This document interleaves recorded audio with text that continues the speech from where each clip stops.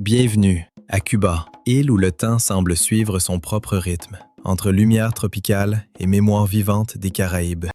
Imaginez la première image qui s'imprime dans votre esprit lorsque vous posez le pied sur cette terre. Des plages de sable poudreux, si blancs qu'ils semblent avoir été tamisés par des mains patientes.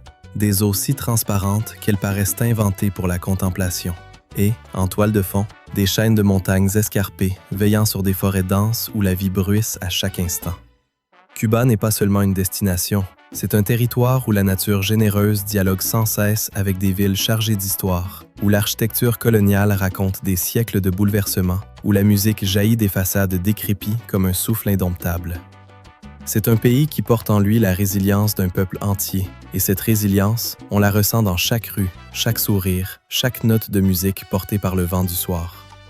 Suivons ensemble cette route à travers l'île, une route qui nous mènera des criques secrètes aux places historiques, des vallées de tabac aux récifs coralliens, pour comprendre ce qui rend Cuba si profondément inoubliable. Mais avant d'entamer ce voyage, laissez-moi vous confier quelques vérités surprenantes sur cette terre. Des détails qui, une fois connus, changent le regard qu'on porte sur elle. Cuba abrite le plus petit oiseau du monde, le colibri abeille. Une merveille de la nature qui ne mesure que 5,6 cm du bec à la queue. Cet éclat de vie pèse moins qu'une pièce de monnaie, et pourtant, ses ailes battent à une cadence proprement stupéfiante, 80 battements par seconde, ce qui en fait l'un des colibris les plus rapides qui existent. Son plumage irisé capte la lumière du soleil et scintille comme une pierre précieuse vivante, tandis qu'il virevolte entre les fleurs des jardins et des forêts cubaines. Ce minuscule joyau ailé joue pourtant un rôle essentiel dans la pollinisation, rappelant à quel point l'équilibre de cet écosystème insulaire tient parfois à des détails infimes. L'apercevoir, ne serait-ce qu'un instant, c'est contempler la nature dans ce qu'elle a de plus infime et pourtant de plus extraordinaire. Poursuivons notre route et laissons les rues de Cuba nous raconter une autre histoire, celle d'un musée vivant à ciel ouvert. On surnomme souvent l'île ainsi, tant ses avenues regorgent de voitures américaines d'époque, vestiges des années 1930 à 1950. Les Cubains les appellent affectueusement les almendrones, en référence à leur silhouette évoquant une amande.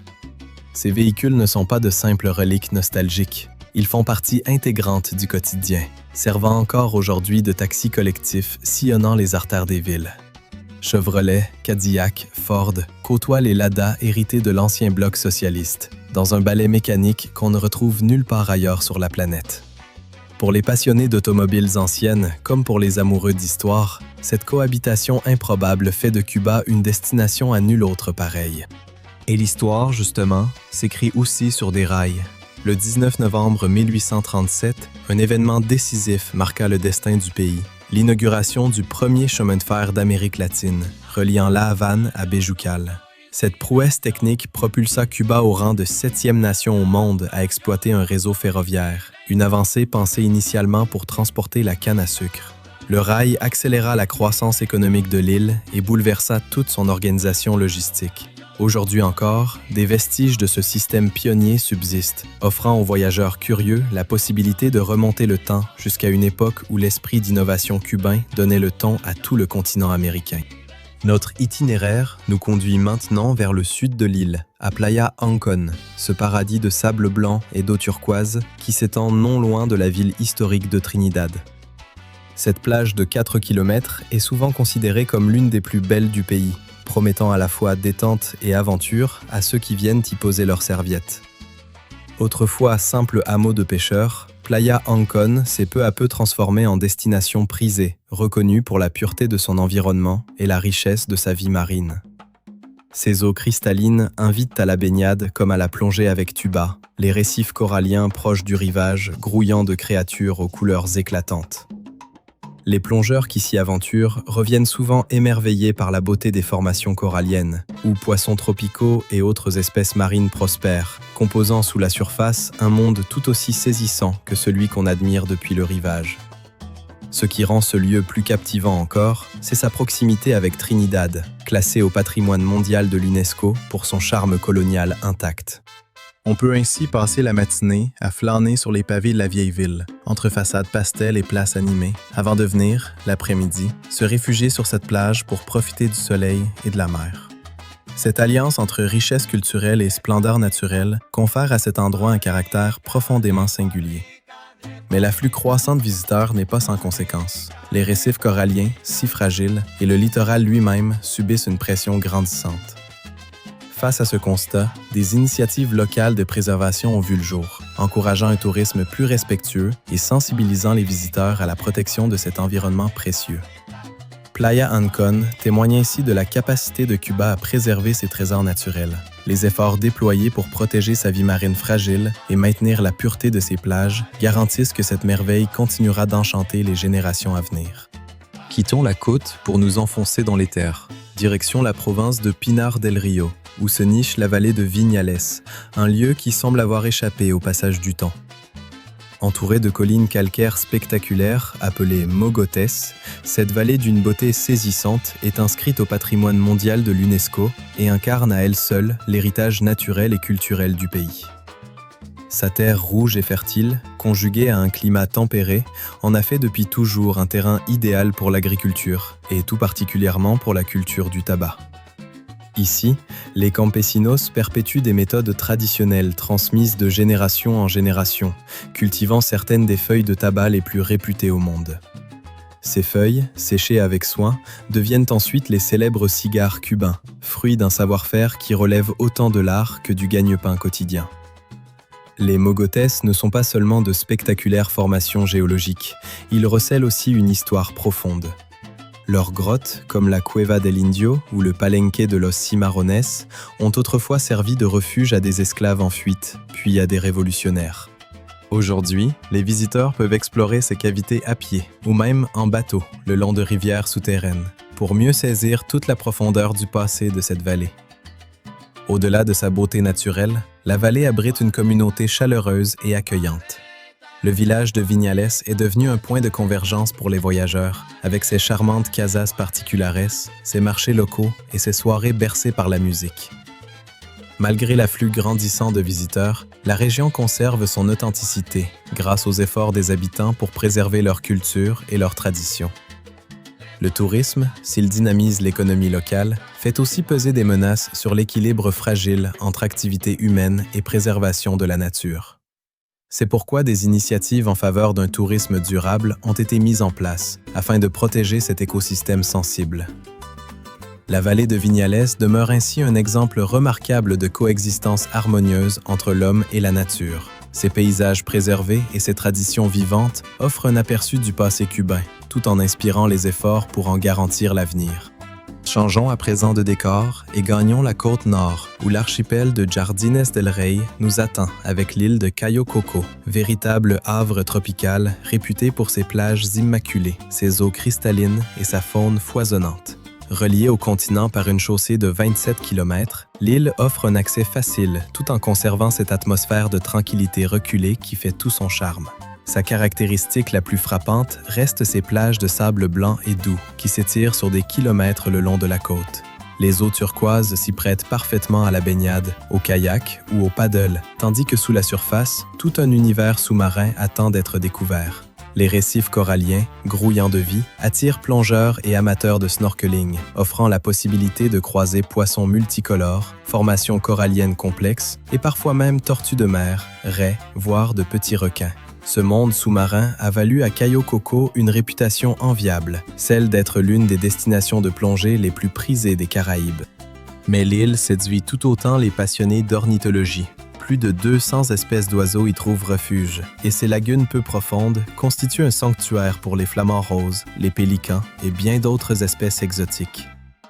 De grandes colonies de flamants roses s'avancent gracieusement dans les eaux miroitantes, créant un contraste saisissant avec la verdure luxuriante de l'île. Des sentiers d'observation permettent aux amoureux de la nature d'admirer ces créatures dans leur habitat naturel. Le développement touristique de Cayo Coco a débuté dans les années 1990, transformant progressivement l'île en une destination de renommée mondiale. Aujourd'hui, des complexes hôteliers tout compris et luxueux accueillent les voyageurs, tout en s'intégrant avec soin dans l'environnement naturel environnant.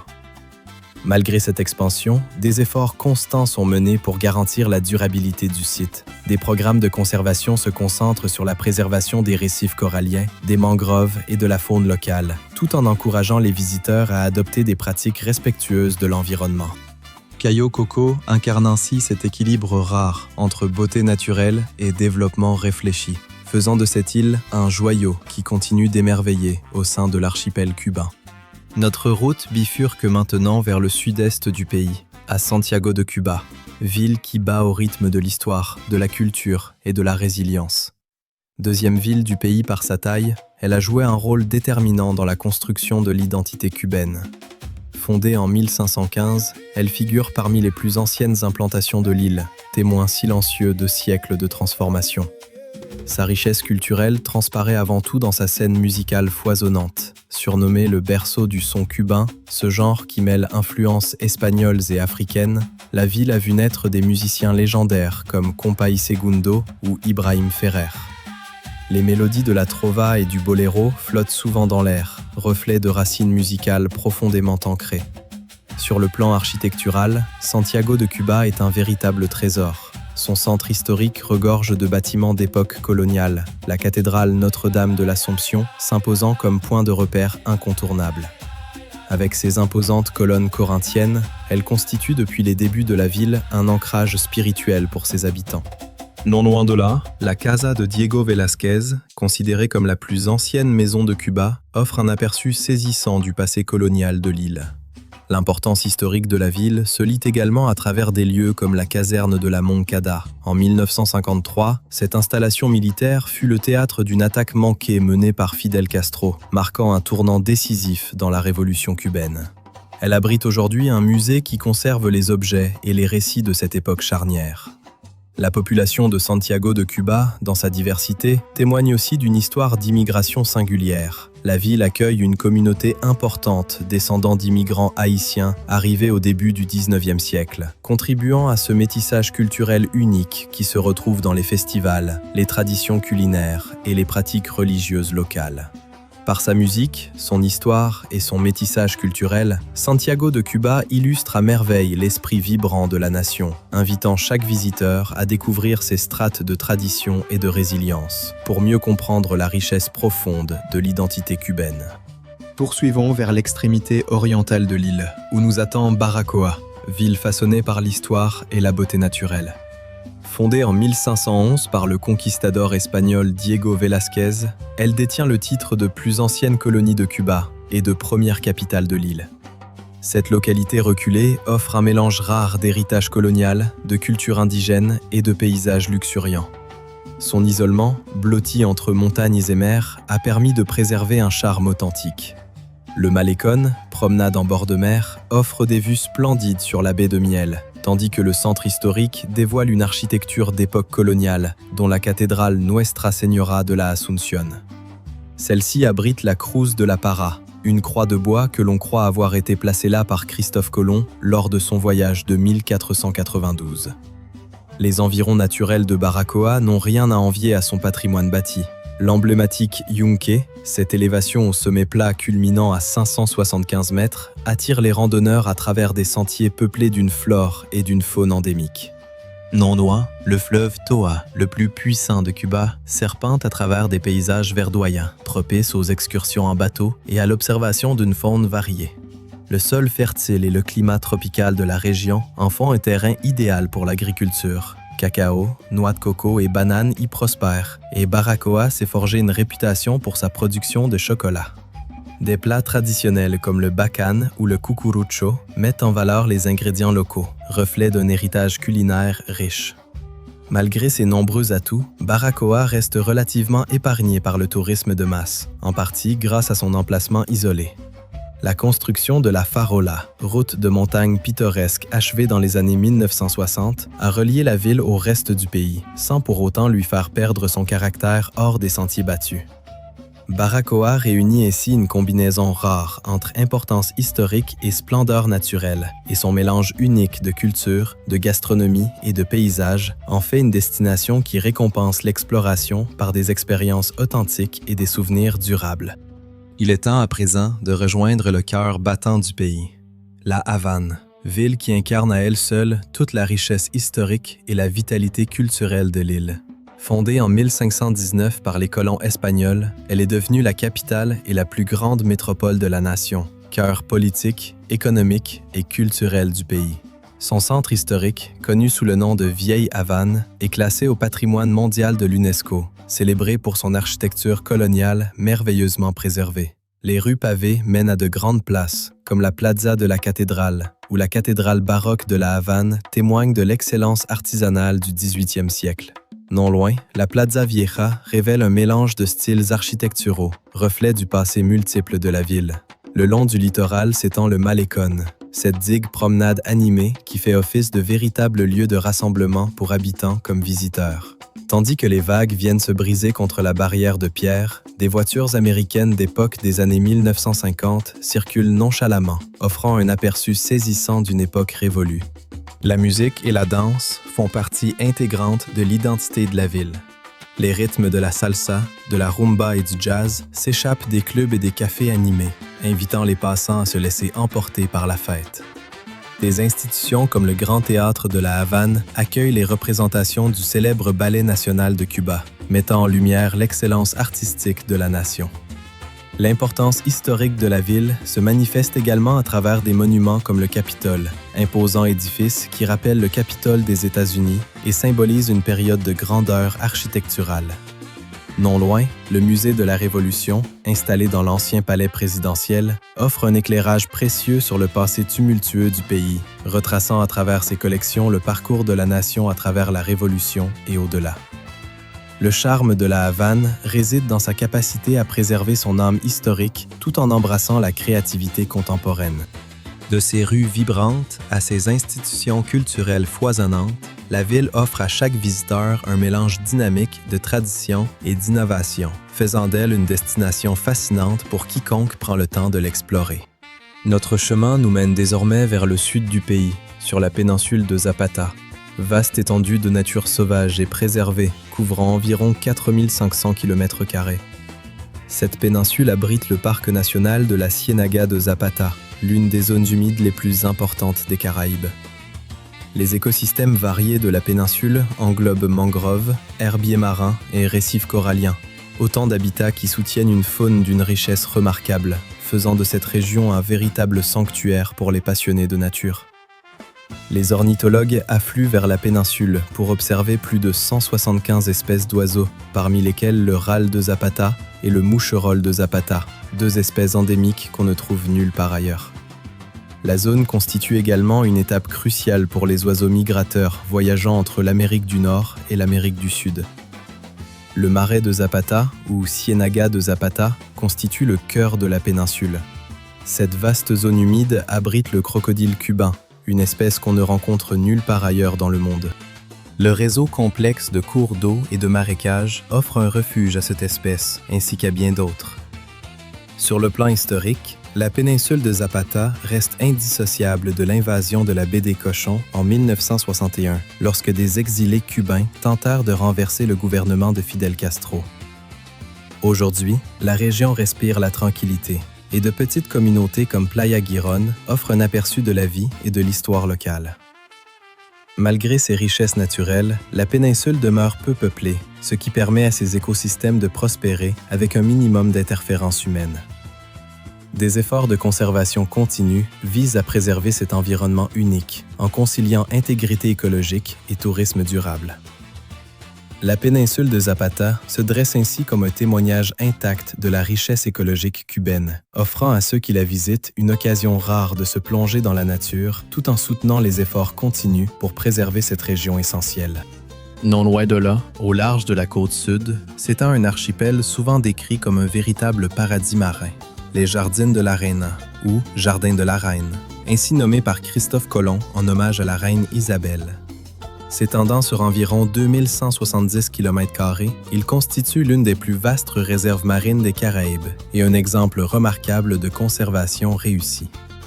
L'archipel compte plus de 600 caillots et îlots, offrant des écosystèmes variés qui incluent forêts de mangroves, herbiers marins et récifs coralliens florissants.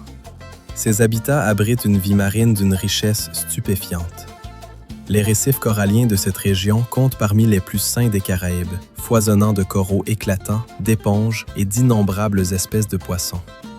Les plongeurs y croisent fréquemment des requins des Caraïbes, des requins soyeux et parfois même des requins-baleines. Le paysage sous-marin est tout aussi fascinant, avec ses canyons, ses pinacles et ses grottes qui offrent d'infinies possibilités d'exploration.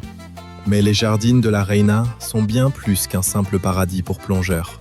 Ces mangroves et ces herbiers marins servent de nurserie pour les jeunes poissons et offrent un habitat à des espèces comme les tortues de mer, les lamantins et l'insaisissable crocodile américain.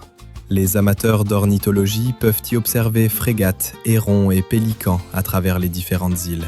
Établi comme réserve marine en 1996, puis désigné parc national en 2010, l'accès aux Jardines de la Reina est strictement encadré. La pêche à la mouche en capture remise à l'eau, la pêche réglementée à la langouste, ainsi que les activités d'écotourisme y sont soigneusement surveillées afin de minimiser l'impact humain. Les visiteurs séjournent souvent à bord de bateaux-hôtels, garantissant une perturbation minimale de l'écosystème tout en profitant pleinement de sa beauté. Les Jardines de la Reina illustrent à quel point la préservation des écosystèmes naturels est essentielle. Sa vie marine florissante et ses pratiques touristiques rigoureusement encadrées offrent un véritable modèle de conservation, faisant de cet endroit un joyau des Caraïbes qui continue d'inspirer admiration et respect.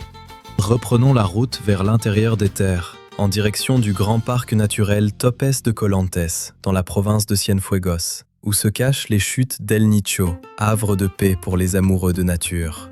Ce sanctuaire naturel exceptionnel se compose de cascades vertigineuses, de bassins aux eaux cristallines et d'une végétation tropicale dense, formant une échappée inoubliable au cœur de l'arrière-pays cubain. Le chemin pour atteindre El Nicho fait déjà partie de l'aventure. Des routes sinueuses traversent la Sierra de l'Escambray, offrant au passage des panoramas somptueux. Une fois sur place, des sentiers serpentent à travers la forêt, menant les visiteurs jusqu'aux chutes. La cascade principale coule toute l'année, se déversant dans un bassin naturel idéal pour la baignade. Ces eaux fraîches, alimentées par la montagne, offrent un répit bienvenu lors des journées chaudes. Tout autour, l'environnement grouille de biodiversité. Des plantes tropicales bordent les sentiers et les observateurs attentifs peuvent parfois apercevoir des oiseaux aux couleurs vives ou de petits lézards. Un des sentiers grimpe jusqu'à un point de vue, récompensant les randonneurs les plus courageux d'un panorama saisissant sur la vallée qui s'étend en contrebas. La beauté immaculée d'El Nicho est soigneusement préservée. Les infrastructures d'accueil ont été pensées pour ne pas compromettre l'environnement naturel, et des guides locaux avertis partagent volontiers leurs connaissances sur l'écologie et l'histoire de la région. Accessibles depuis des villes comme Cienfuegos ou Trinidad, situées toutes deux à environ 1h30 de route, le trajet traverse des villages pittoresques et des paysages ruraux d'une grande beauté.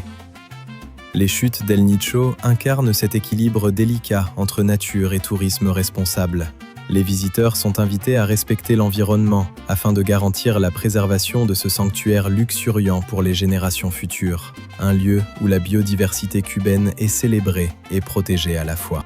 Changeons à nouveau de cap vers la côte nord-ouest de l'île, où nous attend Cayo Jutías, île paisible qui incarne à elle seule une beauté naturelle intacte. Faisant partie de l'archipel des Colorados, ce joyau caché s'étend sur environ 4 km² et offre une échappée sereine à ceux en quête de plages immaculées et d'eau turquoise. Accessible via une chaussée pittoresque depuis le continent, le trajet vers Cayo Jutías donne d'emblée le ton d'une aventure reposante. À l'arrivée, les visiteurs découvrent un sable blanc et poudreux, ainsi que des eaux peu profondes et limpides, idéales pour la baignade. La plage s'étend le long de la côte nord de l'île, offrant amplement d'espace pour se détendre ou explorer. L'une des particularités marquantes de l'île réside dans ses forêts de mangroves qui bordent une partie du littoral. Ces écosystèmes luxuriants ajoutent au charme paysager de l'île tout en soutenant une riche diversité de vie marine. Les eaux calmes qui entourent Cayo Jutías se prêtent à merveille à la plongée avec tuba, révélant des récifs coralliens vibrants et foisonnants de poissons tropicaux.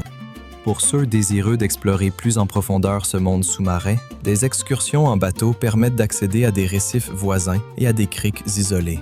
Bien que l'île conserve une atmosphère résolument reculée, elle propose tout de même quelques commodités de base pour agrémenter le séjour des visiteurs. Quelques établissements locaux y servent de plats cubains authentiques et des boissons rafraîchissantes, permettant de savourer les saveurs de la région. Pour les plus aventureux, sports nautiques et excursions guidées offrent l'occasion d'explorer les merveilles naturelles de l'île. Cayo Rutillas incarne ainsi un mélange parfait entre isolement et splendeur naturelle. Ses paysages immaculés et ses eaux tranquilles invitent les voyageurs à se déconnecter du monde moderne pour se plonger pleinement dans la beauté sereine du littoral cubain. Revenons maintenant vers Trinidad. Nichée entre la Sierra de l'Escambray et la mer des Caraïbes, une ville où le temps semble s'être suspendu. Fondée au début du XVIe siècle, cette localité devint un centre majeur du commerce du sucre, ce qui lui valut d'être reconnue comme site du patrimoine mondial de l'UNESCO. Le centre historique de la ville témoigne de son passé colonial. Des rues pavées serpentent entre des maisons aux teintes pastel, ornées de grilles en fer forgé et coiffées de toits de tuiles rouges. Au cœur de ce labyrinthe se trouve la Plaza Mayor, une place entourée d'édifices majestueux datant des XVIIIe et XIXe siècles. Parmi eux, le Palacio Brunet, qui abrite aujourd'hui le musée romantique, offre un aperçu du mode de vie fastueux de l'élite coloniale. Surplombant la place se dresse l'église de la Sainte Trinité, connue localement sous le nom d'Iglesia Parroquial de la Santissima Trinidad. Avec sa façade néoclassique, cette église compte parmi les plus grandes de Cuba et abrite une statue vénérée du Christ, le Seigneur de la Veracruz, dont l'histoire elle-même ne manque pas de mystère. Au-delà du tissu urbain s'étend la Valle de los Ingenios, ou vallée des moulins à sucre. Cette succession de vallées fut jadis l'épicentre de l'industrie sucrière cubaine, comptant plus de 50 moulins en activité à son apogée. Aujourd'hui, des vestiges de cette époque subsistent, notamment des maisons de plantation et l'emblématique tour Manaca Iznaga, témoin silencieux d'un temps révolu. Le tissu culturel de la ville est riche et varié. La musique traditionnelle emplit l'air, et des lieux comme la Casa de la Música proposent des spectacles nocturnes où habitants et visiteurs dansent ensemble au rythme de la salsa et du son. Des marchés d'artisans exposent des créations locales, des textiles tissés à la main aux céramiques minutieusement travaillées, reflets du patrimoine artistique de la région. Trinidad capture ainsi toute l'essence de l'histoire cubaine dans sa profondeur et de sa culture vibrante. Ses rues préservées et ses traditions vivantes en font une destination où passé et présent se rencontrent, offrant aux voyageurs en quête d'authenticité et de beauté une expérience résolument intemporelle. Retournons à présent vers la Ciénaga de Zapata elle-même. Cette vaste zone humide, débordante de biodiversité, s'étendant sur environ 4300 km² dans le sud du pays. Elle constitue la plus grande zone humide des Caraïbes, ses paysages englobant forêts de mangroves, marais et lagunes côtières, formant un véritable havre pour une multitude d'espèces. La région est réputée pour la richesse de sa vie aviaire, comptant plus de 175 espèces, parmi lesquelles le moucherolle endémique de Zapata, le râle de Zapata et le moineau de Zapata, des espèces qu'on ne trouve nulle part ailleurs sur Terre. Les zones humides servent également d'étape essentielle pour les oiseaux migrateurs traversant les Amériques. Au-delà de sa richesse aviaire, la région abrite une faune variée. Le crocodile cubain y trouve refuge, cohabitant avec le crocodile américain. Les écosystèmes divers hébergent également poissons, amphibiens et invertébrés, dont bon nombre sont endémiques à la région. L'importance de ces zones humides dépasse largement le cadre naturel. En avril 1961, l'invasion de la baie des Cochons se déroula le long de ce littoral, marquant un moment charnière de l'histoire cubaine et mondiale. Aujourd'hui, des sites comme Playa Girón abritent des musées qui commémorent cet événement, offrant un éclairage sur son impact durable. Les efforts de conservation ont été essentiels pour préserver cet environnement unique. Reconnue réserve de biosphère par l'UNESCO et zone humide d'importance internationale au titre de la Convention de Ramsar, la région bénéficie de mesures de protection visant à maintenir son intégrité écologique. Des initiatives de tourisme durable, incluant des excursions ornithologiques guidées et des programmes éducatifs, permettent aux visiteurs de découvrir ces merveilles de manière responsable. La Ciénaga de Zapata est bien plus qu'une simple zone humide. Elle incarne un exemple vivant d'harmonie entre conservation et tourisme durable. Ses écosystèmes et ses sites historiques invitant les visiteurs à contempler à la fois la richesse naturelle et le passé décisif de Cuba. laissant une empreinte durable de son importance écologique et culturelle. Poursuivons notre route jusqu'à la côte sud, où se dresse Cienfuegos, ville célébrée pour son élégance architecturale et sa richesse culturelle. Fondée en 1819 par des colons français, Cienfuegos, surnommée la Perle du Sud, déploie un mélange unique d'architecture néoclassique et éclectique. Le plan de la ville, avec ses larges boulevards et sa grille symétrique, reflète directement ses origines coloniales françaises. En son cœur se trouve le parc Rosé Martí, place centrale entourée de monuments remarquables. Parmi eux, la cathédrale de la Purissima Concepción se distingue par ses tours jumelles et ses vitraux minutieusement ouvragés. Non loin se dresse le Teatro Tomàs Terry, inauguré dans les années 1890, réputé pour son intérieur somptueux, orné de fresques et de sculptures dorées. L'héritage maritime de Cienfuegos s'incarne dans le Castillo de Jagua, une forteresse édifiée en 1745 pour protéger la baie des attaques de pirates. Aujourd'hui, elle offre un aperçu de l'époque coloniale, ainsi que des vues panoramiques sur les eaux environnantes. Grâce à sa position côtière, la ville s'est imposée comme un pôle commercial essentiel, notamment pour le sucre, le tabac et le café. Le Malecón, promenade pittoresque le long de la baie, reste un lieu de prédilection pour les habitants comme pour les visiteurs. Cienfuegos incarne ainsi la rencontre entre histoire et culture. De son architecture raffinée à ses traditions artistiques vivantes, la ville affiche un mélange singulier d'influences françaises et d'âme cubaine, offrant aux voyageurs une expérience distincte et mémorable du charme du sud du pays. Enfonçons-nous à présent au cœur de la Sierra del Rosario, où se trouve Las Terrazas, communauté reconnue pour son engagement envers un mode de vie durable et la préservation écologique. Fondée en 1971 dans le cadre d'un projet de reforestation, Las Terrazas est devenue un modèle d'existence harmonieuse entre l'homme et la nature. Le village, qui compte environ 1000 habitants, se niche au sein d'une réserve de biosphère de l'UNESCO de 5000 hectares. Le nom même de Las Terrazas provient des terrasses aménagées à flanc de colline lors du projet de reforestation, destiné à prévenir l'érosion des sols et à favoriser une agriculture durable. Les visiteurs peuvent explorer les forêts secondaires luxuriantes, riches en biodiversité, notamment en nombreuses espèces d'oiseaux, faisant de ce lieu un véritable refuge pour les ornithologues amateurs. La région compte également des lacs, des rivières et des cascades, offrant des occasions de baignade et de détente. Des excursions organisées le long de divers sentiers et chemins permettent de mieux comprendre la beauté naturelle de la région, ainsi que les efforts de conservation qui y sont menés. Le patrimoine culturel de la communauté occupe également une place importante. Les ruines de plantations de café du XIXe siècle, comme le cafétal Buenavista, offrent un aperçu du passé colonial cubain. Le village abrite en outre artistes et musiciens, avec des ateliers et des studios ouverts au public, témoignant d'une communauté artistique vibrante. Las Terrazas illustre ainsi ce qui peut naître de la rencontre entre durabilité et effort collectif. Avec ses écosystèmes florissants et son esprit artistique, cette communauté offre aux visiteurs bien plus qu'une simple destination, mais un véritable exemple de la façon dont les hommes et la nature peuvent prospérer ensemble, dans un équilibre retrouvé. Notre dernière étape nous conduit au centre de Cuba, à Camagüey, ville célébrée pour ses rues sinueuses et son riche héritage culturel. Fondée en 1514 sous le nom de Santa María del Puerto del Príncipe, elle fut déplacée à l'intérieur des terres en 1528 pour échapper aux attaques de pirates. Aujourd'hui, Camagüey est la troisième plus grande ville de Cuba, réputée pour son architecture coloniale merveilleusement préservée et sa scène artistique foisonnante. Le centre historique de la ville, classé au patrimoine mondial de l'UNESCO, se distingue par son tracé irrégulier, une conception délibérée destinée autrefois à décourager les envahisseurs. Cette configuration labyrinthique donne naissance à de nombreuses places et placettes, chacune dotée de son propre caractère. La Plaza del Carmen, par exemple, présente des sculptures grandeur nature, représentant des scènes de la vie quotidienne, offrant un aperçu de l'âme profonde de la ville.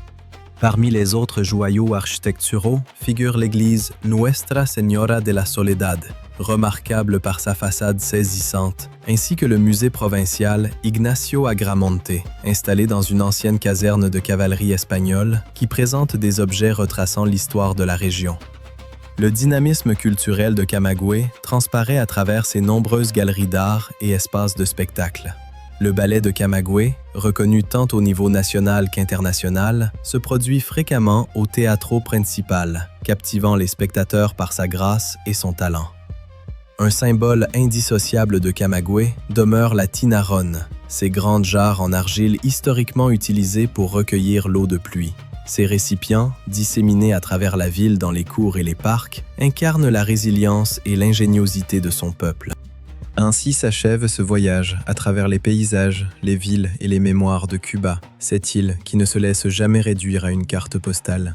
On repart de ce périple avec cette sensation étrange que Cuba résiste, à sa manière, à l'effacement du temps. Ces vieilles voitures continuent de rouler, ces cigares se roulent encore à la main, ces places résonnent toujours des mêmes rythmes de son et de salsa qui ont bercé des générations entières. Et l'on ne peut s'empêcher de se demander ce que l'on ressentirait, nous, en marchant sur ces pavés usés par les pas de tant de générations, en écoutant cette musique qui semble jaillir de chaque façade décrépie. Faut-il se réjouir de voir cette authenticité préservée ou s'inquiéter de la fragilité de cet équilibre entre nécessité économique et sauvegarde d'un patrimoine si précieux? Entre le tourisme qui fait vivre tant de familles et la pression qu'il exerce sur les récifs, les plages, les traditions elles-mêmes, la réponse n'est peut-être pas si simple.